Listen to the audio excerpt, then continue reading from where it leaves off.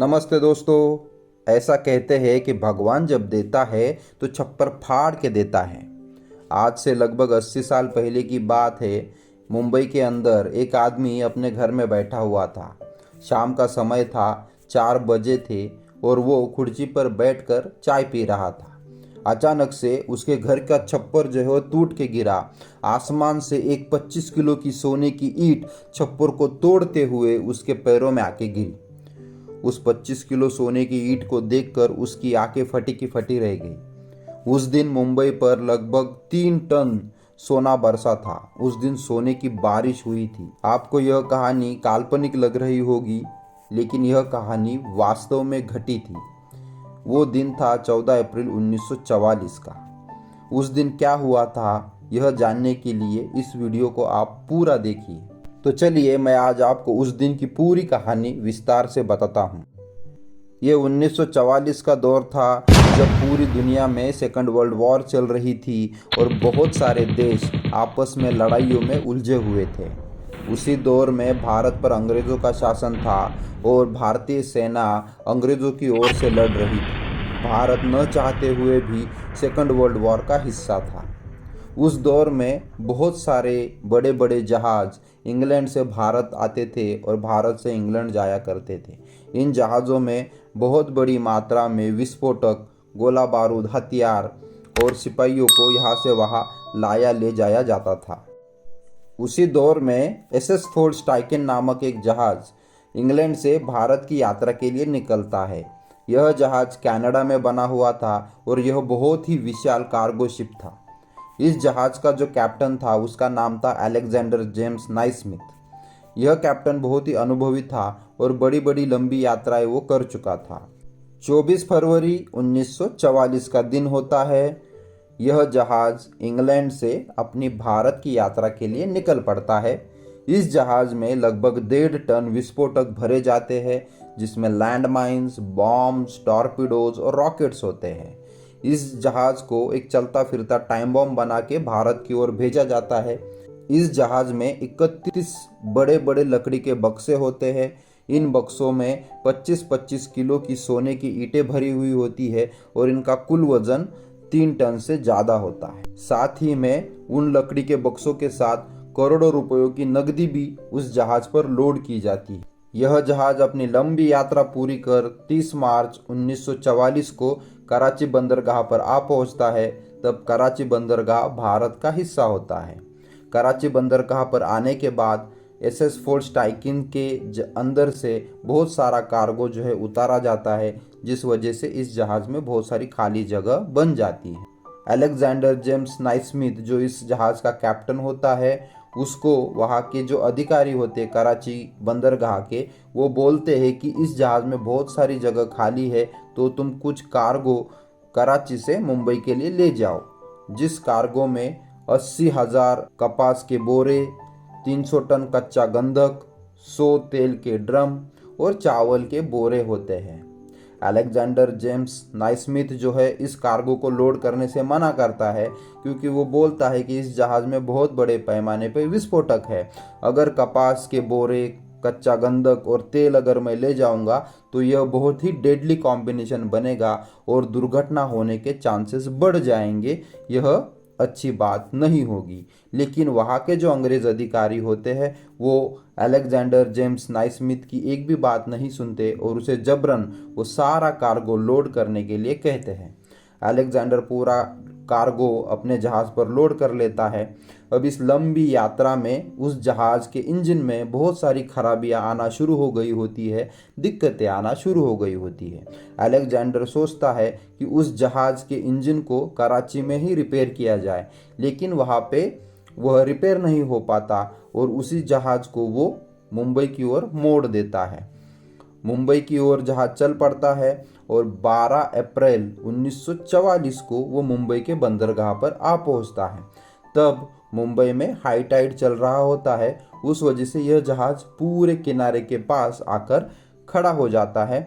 इस जहाज में बहुत बड़े पैमाने पे विस्फोटक होते हैं। अब जिस जहाज में ऐसे विस्फोटक हो या केमिकल्स हो या कोई खतरनाक चीज़ अगर जहाज पर हो, तो एक नियम होता है जिस नियम के अंतर्गत इन जहाज़ों को समंदर के किनारे पे आने की परमिशन नहीं होती।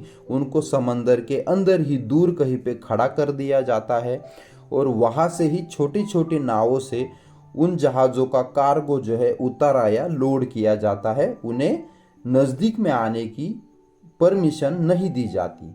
साथ ही में ऐसे जहाज़ों के ऊपर लाल रंग के फ्लैग जो है लटकाए जाते हैं, जिस वजह से बाकी लोगों को पता चले कि उस जहाज़ के अंदर कुछ खतरनाक चीज़ें भरी हुई है।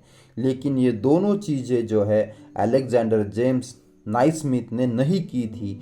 उस वजह से यह बहुत ही विनाशकारी घटना बनी।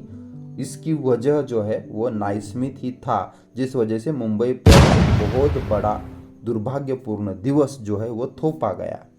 एसएस फोर्स टाइकिन 12 अप्रैल 1944 को मुंबई के विक्टोरिया डॉकयार्ड पर आके खड़ा हो जाता है।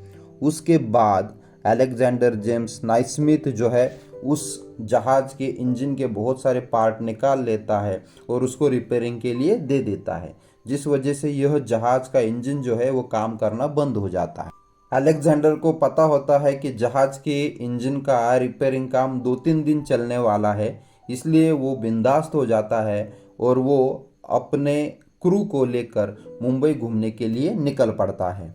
यहाँ पर जहाज़ 12 और 13 तारीख को डॉकयार्ड पे खड़ा होता है। 14 तारीख को सुबह सुबह डॉकयार्ड पर सारे काम जो है चल रहे होते हैं। उसमें इस जहाज़ से बहुत सारा कार्गो उतारा जाना होता है। जो कार्गो उतारने का काम वहाँ पे चल रहा होता है।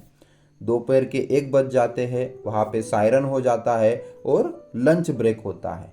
लंच ब्रेक में इस जहाज़ पर जो लोग काम कर रहे होते हैं वो लंच के लिए वहाँ से निकल पड़ते हैं और जहाज़ में कोई भी नहीं होता। 1:30 बजे तक सारे लोग अपना लंच ख़त्म करके वापस आने को शुरू हो जाते हैं। उसमें 3-4 लोग जो है वो जल्दी वापस आते हैं और जैसे ही वो वापस आते हैं वो देखते हैं कि एसएस फोर्स टाइकिन जहाज़ के अंदर से धुआं निकल रहा है। यह बात देखकर वो चौंक जाते हैं और वो सीधा जाके मुंबई फायर ब्रिगेड के इंचार्ज जेआर सैंडलर को यह बात बताते हैं कि इस जहाज़ में जो है आग लगी हुई है।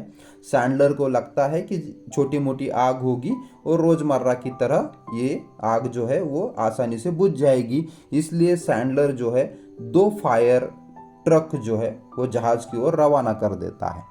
1:30 बजे इंफॉर्मेशन मिलती है, 2 बजे तक जो है फायर ट्रक वहां पर पहुंच जाते हैं और उस जहाज की आग को बुझाने की कोशिश करना शुरू कर देते हैं। धीरे धीरे आग बढ़ना शुरू हो जाती है। उस जहाज में लोड किया हुआ कपास, तेल और कच्चा गंधक की वजह से उस जहाज के अंदर से बहुत ही काला धुआं जो है वो निकल रहा होता है। इस धुएं की वजह से जो फायर ब्रिगेड के कर्मचारी है उनको जहाज के अंदर जाने में दिक्कत होती है। ऊपर से उनको कुछ भी दिखाई नहीं दे रहा होता है। इस वजह से वह आग जो है कहाँ पे लगी है उसका केंद्र समझ में नहीं आता और वो ठीक से आग बुझा नहीं पाते। बहुत देर तक कोशिश करने के बाद उनको समझ में आता है कि आग जो है आसानी से नहीं बुझने वाली। वो फिर से सैंडलर को बुलाते हैं। सैंडलर आता है। आने के बाद वो देखता है और उसको समझ में आ जाता है कि उसने गलती कर दी है। उसने इस आग को बहुत ही लाइटली ले लिया है। सैंडलर आनंद फानंद में 20 फायर ब्रिगेड के ट्रक्स को बुलाता है और 20 के 20 फायर ब्रिगेड ट्रक्स जो है वो उस जहाज पर पानी फेंकना शुरू कर देते हैं। समंदर के अंदर भी बहुत सारी बोट्स होती है, फायर बोट्स होती है, वो भी समंदर से उस जहाज के ऊपर पानी फेंक रही होती है। लगभग 2 घंटे निकल जाते हैं। उस जहाज की आग जो है बढ़ते ही चली जा रही होती है। सैंडलर को समझ में आता है कि इस आग को बुझा पाना अब मुश्किल हो रहा है, जिस वजह से सैंडलर एक निर्णय लेता है। वो उस जहाज को समंदर के किनारे से दूर कहीं पे समंदर के अंदर डीप सी में ले जाने की कोशिश करता है। इसीलिए वो इंजन स्टार्ट करने की कोशिश करता है, लेकिन जहाज का इंजन स्टार्ट नहीं होता। उनको समझ में आता है कि इस जहाज के इंजन का रिपेयरिंग का काम चल रहा है, जिस वजह से यह जहाज जो है स्टार्ट नहीं हो रहा। अब छोटी छोटी नावों के सहारे इस जहाज को समंदर में खींचने की कोशिश की जाती है, लेकिन इस जहाज पर बहुत ज़्यादा पैमाने पे कार्गो होने की वजह से, ओवरलोड होने की वजह से इस जहाज को खींच पाना मुश्किल हो जाता है। इसीलिए सैंडलर थक हार के डिसीजन लेता है कि इस जहाज को समंदर किनारे पर ही खड़ा किया जाए और उसकी आग बुझाने की कोशिश जारी रखी जाए। अब तक सैंडलर को यह पता नहीं होता कि इस जहाज में लगभग 1.5 टन विस्फोटक भरे हुए हैं। आग बुझाने की कोशिश में लंबा समय बीत जाता है। जहाज में इतनी भीषण आग लग चुकी होती है, इतनी उग्र आग हो चुकी होती है कि जहाज का जो स्टील है, जो पतरा है, वो तप कर लाल हो चुका होता है। नीचे से जो फायर ट्रक्स जो है उस जहाज के ऊपर जो पानी छिड़क रहे होते हैं, वो पानी जो है जहाज के ऊपर पड़ते ही भाप बनकर उड़ जाना शुरू हो जाता है, क्योंकि जहाज जो है वो गर्म हो चुका होता है। जहाज के आजू बाजू वाला समंदर का पानी भी उबलना शुरू हो जाता है। ऐसे में आग बढ़ते बढ़ते उस खाने तक पहुंच जाती है जहां पर विस्फोटक रखे होते हैं, और शाम के 4 बजे उस जहाज में पहला विस्फोट होता है। यह विस्फोट बहुत ही विनाशकारी होता है और इस विस्फोट में मुंबई फायर ब्रिगेड के लगभग 66 कर्मचारियों की दर्दनाक मौत हो जाती है। इस विस्फोट की आवाज़ की वजह से डॉकयार्ड पर काम करने वाले बहुत सारे लोग जहाज के इर्द गिर्द इकट्ठा हो जाते हैं और 10 मिनट बाद दूसरा भीषण विस्फोट होता है। यह दूसरा विस्फोट किसी न्यूक्लियर बम से कम नहीं था। वह इतना विनाशकारी था, इतना भयानक था कि इसकी आवाज़ जो है 80 किलोमीटर दूर तक सुनाई दी गई थी। इस विस्फोट के झटके पुणे शहर में भी महसूस किए गए थे। जहां पर यह विस्फोट हुआ उसके आजू बाजू के 1 किलोमीटर के एरिया में जितनी भी इमारतें बनी थी वो सारी की सारी जमीन ध्वस्त हो गई।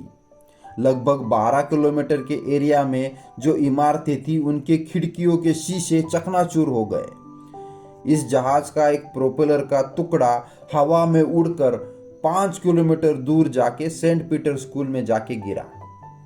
इस जहाज के आजू बाजू में लगभग 12 जहाज खड़े थे। जो छोटे मोटे जहाज थे उन जहाज़ों में से 11 जहाज इस विस्फोट में चकनाचूर हो गए और समंदर की गर्त में कहीं खो गए। एक जहाज इस विस्फोट के बाद आई सुनामी में समंदर से उछलकर जमीन पर आकर गिरा। उस जहाज का वजन लगभग 40 से 50 टन था। इस घटना से आप उस विस्फोट की तीव्रता का अंदाजा लगा सकते हैं। इस विस्फोट में रॉयल इंडियन नेवी के 3 जहाज हमेशा के लिए लापता हो गए। इस विस्फोट में लगभग 800 से अधिक लोग उसी समय मारे गए। यह आंकड़ा सरकारी है। वास्तव में 3000 से अधिक लोग मारे गए थे, लेकिन उनका कोई भी डॉक्यूमेंट नहीं मिलने की वजह से, उनके कोई भी रिकॉर्ड नहीं मिलने की वजह से यह आंकड़ा 800 तक ही सीमित रहा। जब यह दूसरा विस्फोट हुआ उस जहाज के सीधे 2 टुकड़े हो गए। उस जहाज का मलबा आकाश में उड़ा और मुंबई के 4-5 किलोमीटर एरिया में बारिश बनकर गिरा। बहुत बड़े बड़े लोहे के टुकड़े आकाश में उड़ते हुए जमीन पर गिर रहे थे। किसी मकान पर, किसी इमारत पर जाकर गिर रहे थे। लगभग 5 लाख टन मलबा पूरे मुंबई में फैल गया और पूरी मुंबई जो है कचरे का ढेर बन गई। इस मलबे को निकालने के लिए 8000 लोगों की टीम बनाई गई और उन 8000 लोगों को यह कचरा साफ करने में 7 महीने का समय लगा। इस डॉकयार्ड के आजू बाजू में अनाज के बड़े बड़े गोदाम थे। उन गोदामों में भी आग लग गई और पूरा का पूरा अनाज जो है वो जलकर राख हो गया। अगले 1.5 महीने तक मुंबई को अनाज की किल्लत का सामना करना पड़ा और अनाज की ब्लैक मार्केटिंग शुरू हो गई। लोगों के पास पैसा तो था लेकिन खाने के लिए अनाज नहीं था।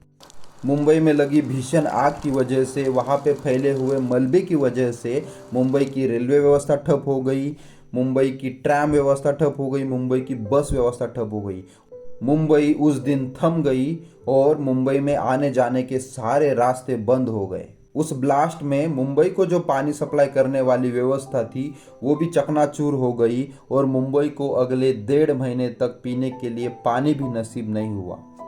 जब इस जहाज में विस्फोटक लोड किए गए थे तो विस्फोटक जो है निचले तल में रखे गए थे और ऊपरी तल पर सोने की ईंटें रखी हुई थी। जब यह ब्लास्ट हुआ तो ये सोने की ईंटें हवा में उछली और मुंबई पर सोने की बारिश हुई। बहुत सारे लोगों को उस दिन मुंबई में सोना मिला था।